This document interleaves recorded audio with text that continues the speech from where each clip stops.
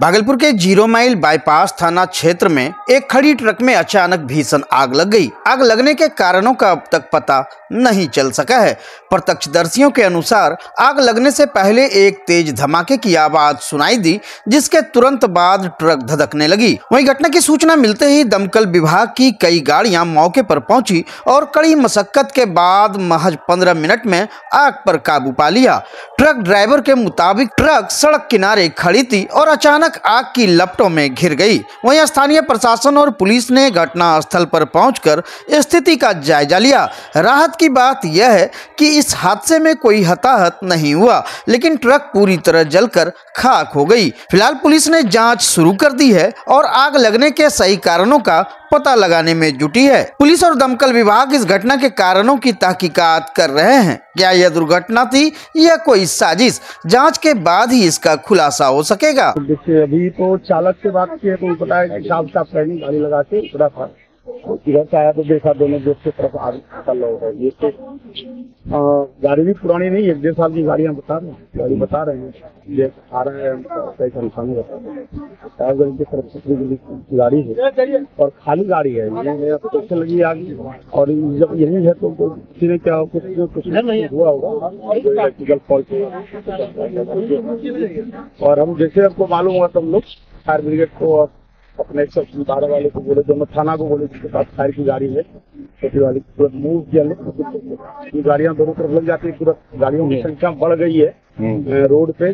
जो under load चलने लगा तो गाड़ियां बढ़ गई। यातायात को सुचारू किया जा रहा है। यातायात को सुचारू किया जा रहा है। इसके लिए थोड़ा सा बुझाना था, इसलिए जरूरी था और खाली हो गया। 10 गाड़ी निकलवाएंगे, सब ठीक हो गया। इसलिए क्या तरफ से आने वाली गाड़ियां रुक गई, इससे चलते गाड़ियां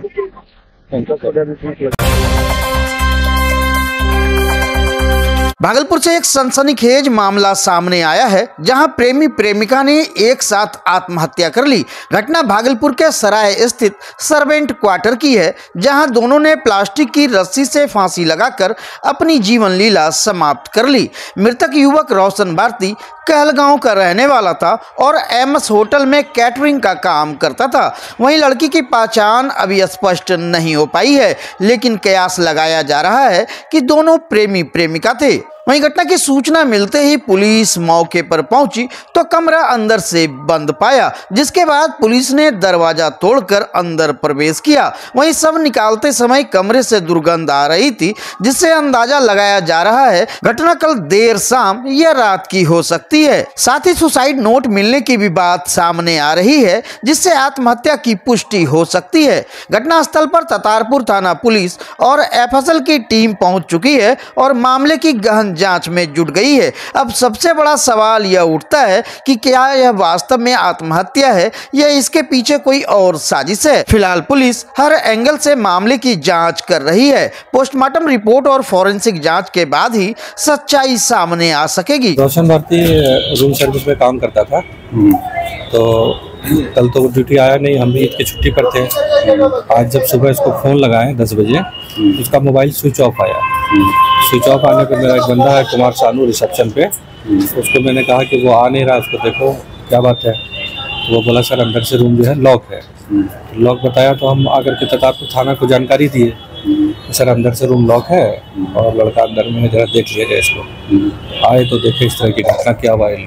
कौन साथ में? और एक लड़की है, उसको नहीं, उसका नाम हम उसको जानते तक नहीं, पहचानते तक नहीं, हमको कोई जानकारी नहीं। सबसे पहले यहाँ कमरे में कौन आया था, किस स्टाफ को भेजा था? कुमार सानू जी। और पुलिस ने ही दरवाजा तोड़ा है? हाँ, पुलिस ने ही दरवाजा तोड़ा है। क्या अभी यहाँ घटनास्थल पर हमारे द्वारा जांच छानबीन की गई, उसके साथ ही हमारे साथ ही एफएसएल की टीम भी यहाँ पे अभी छानबीन कर रही है। घटनास्थल पे जो हमने देखा तो दरवाजा अंदर से बंद था और पुलिसकर्मी के सामने दरवाजे को तोड़ा गया। जब लोग अंदर गए तो वहाँ पे एक पुरुष और एक महिला की लाश टंगी हुई थी।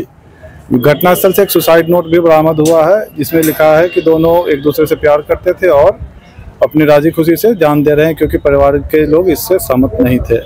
अभी प्रथम दृष्टया ये आत्महत्या का मामला प्रतीत होता है, लेकिन कुछ भी निष्कर्ष पे पहुंचने के पहले एफएसएल का रिपोर्ट, पोस्टमार्टम रिपोर्ट और अन्य सारी रिपोर्ट प्राप्त होने के बाद ही कहा जा सकता है। ये जो यहाँ पे युवक था वो एक होटल में यहाँ पे काम करता था, जो महिला है वो पड़ोस के ये की थी, उसका एड्रेस वगैरह वेरीफाई करके हम लोग अभी आगे की कार्रवाई कर रहे हैं। भागलपुर में लगातार बढ़ते तापमान ने चिंता बढ़ा दी है। अप्रैल की शुरुआत में ही पारा 35 डिग्री सेल्सियस के पार पहुंच चुका है। हीट वेव की संभावना को देखते हुए स्वास्थ्य विभाग और अस्पताल प्रशासन अलर्ट मोड में आ गए हैं। मुख्यालय के आदेश के बाद सदर अस्पताल में 10 बेड का विशेष लू वार्ड तैयार किया गया है। इस वार्ड में ऑक्सीजन, आवश्यक दवाइयां और अन्य चिकित्सा सुविधाएं उपलब्ध कराई गई है ताकि हीट वेव के कारण बीमार होने वाले मरीजों को त्वरित इलाज मिल सके। सदर अस्पताल के प्रभारी चिकित्सा पदाधिकारी डॉक्टर राजू कुमार ने बताया कि भागलपुर में बढ़ती गर्मी और संभावित हीट वेव के मद्देनजर हमने सदर अस्पताल में विशेष लू वार्ड तैयार किया है। मरीजों के लिए ऑक्सीजन और दवाइयों की पूरी व्यवस्था की गई है। उन्होंने नागरिकों से अपील की कि तेज धूप में निकलने से बचे और अधिक से अधिक पानी पिए। भागलपुर में गर्मी का प्रकोप लगातार बढ़ रहा है, वहीं प्रशासन पूरी तरह सतर्क है, लेकिन हीट वेव से बचने के लिए नागरिकों को भी सावधानी बरतने की जरूरत है। अभी तो हीट मरीज के किसी भी मरीज की भी पुष्टि नहीं हुई है। बिहार सरकार एवं स्वास्थ्य विभाग एवं यहाँ के जिलाधिकारी महोदय द्वारा दिए गए निर्देश के आलोक में हम लोगों ने भी 10 बेड का भी ICU तैयार कर रखा है, जिसमें अगर उस तरह का कोई मरीज आता है तो उनको हम लोग यहाँ पे एडमिट कर सकें और उनको यहाँ पे पूरी जो सुविधा है वो मुहैया करा सकें। कितने बेड का सर ये वार्ड है? अभी हमने यहाँ 10 बेड का बना रखा है और अगर जरूरत पड़ी तो इससे और बढ़ाएं।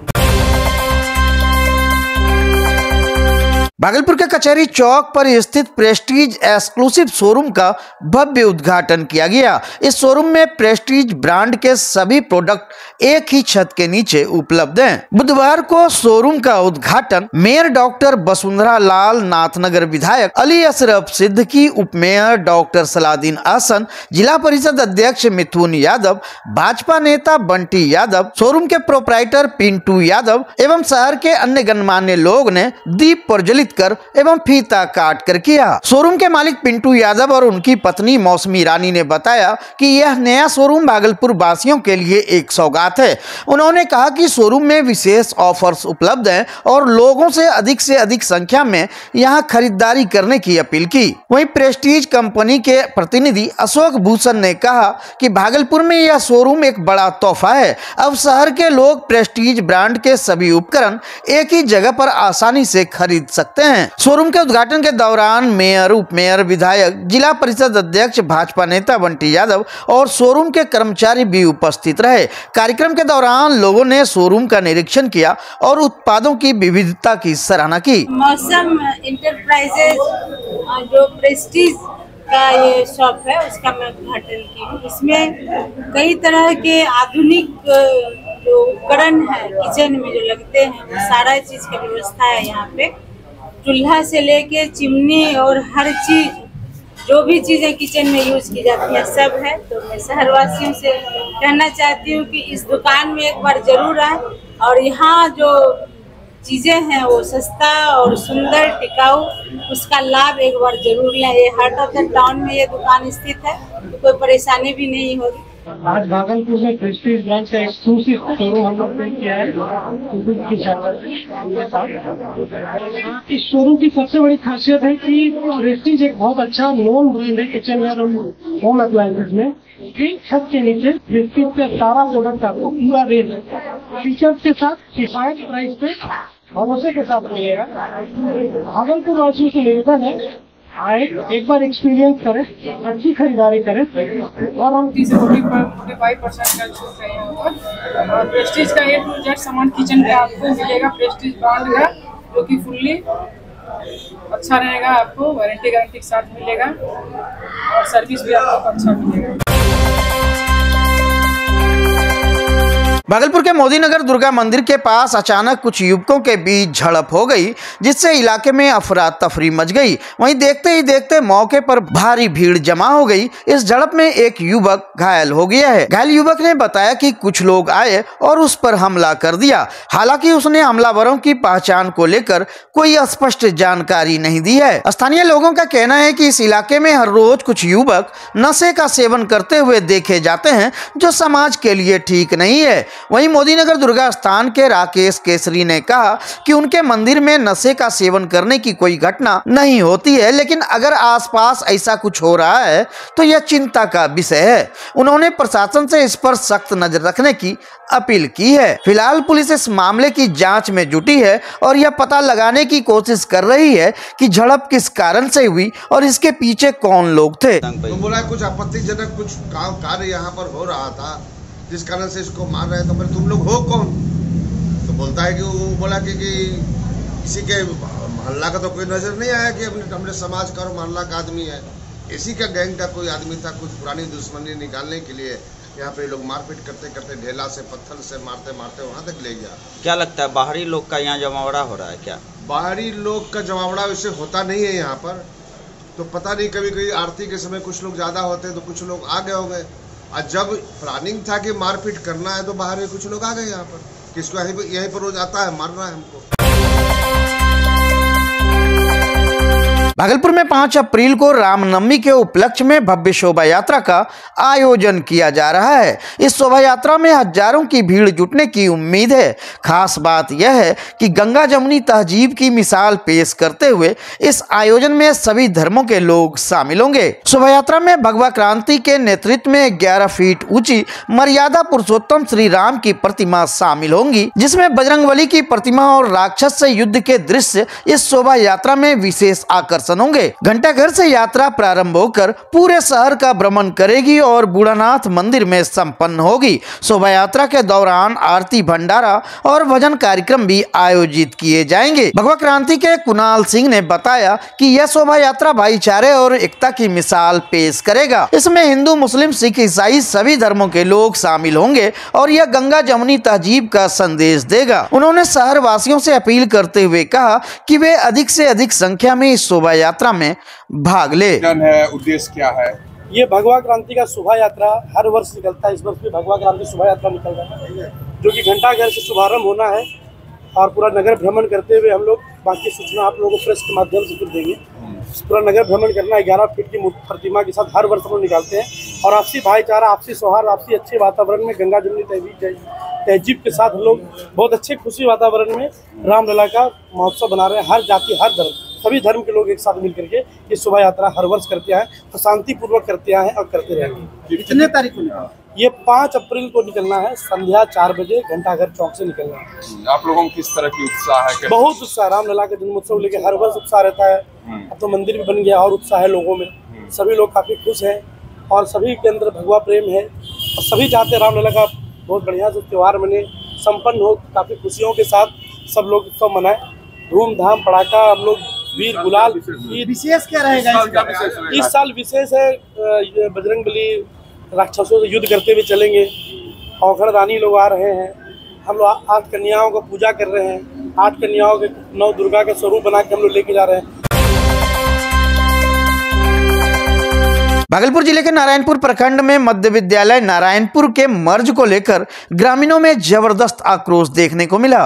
मंगलवार को दर्जनों ग्रामीणों ने विद्यालय पहुंचकर इस फैसले का विरोध किया और अध्यापकों को बंधक बना लिया। ग्रामीणों का कहना है कि सरकार द्वारा विद्यालयों के मर्ज के लिए जो गाइडलाइन तय की गई है उसमें यह विद्यालय नहीं आता। इसके बावजूद बिना किसी पूर्व सूचना के इसे मर्ज कर दिया गया है। नगरपारा उत्तर पंचायत के ग्रामीणों ने इस मर्ज को रोकने के लिए सैकड़ों लोगों के हस्ताक्षर युक्त आवेदन भागलपुर जिलाधिकारी और जिला शिक्षा पदाधिकारी को सौंपा है। फिलहाल प्रशासन ने इस मामले पर कोई आधिकारिक बयान नहीं दिया है।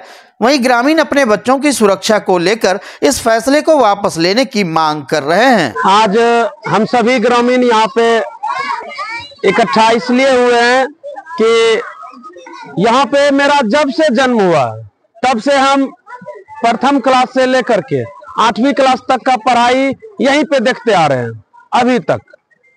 और ये जो सरकार पीएम श्री के तहत जो योजना चली है मर्ज का, जो 6ठी क्लास, 7वीं क्लास और 8वीं क्लास जो मर्ज हाई स्कूल में हो रहा है, जिसका दूरी यहाँ से 1.5 किलोमीटर लगभग है और बीच में एक NH-31 जो भारत का सबसे बड़ा राज्य मार्ग है, वो NH-31 उसको पार करके जाना पड़ता है। अगर मेरे गांव से छोटे छोटे बच्चे, आज देख लीजिए इतना छोटे छोटे बच्चे अगर NH 31 पार करके जाए और वहां बड़ी बड़ी गाड़ियां चलती है, तो उसका जिम्मेवार कौन होगा?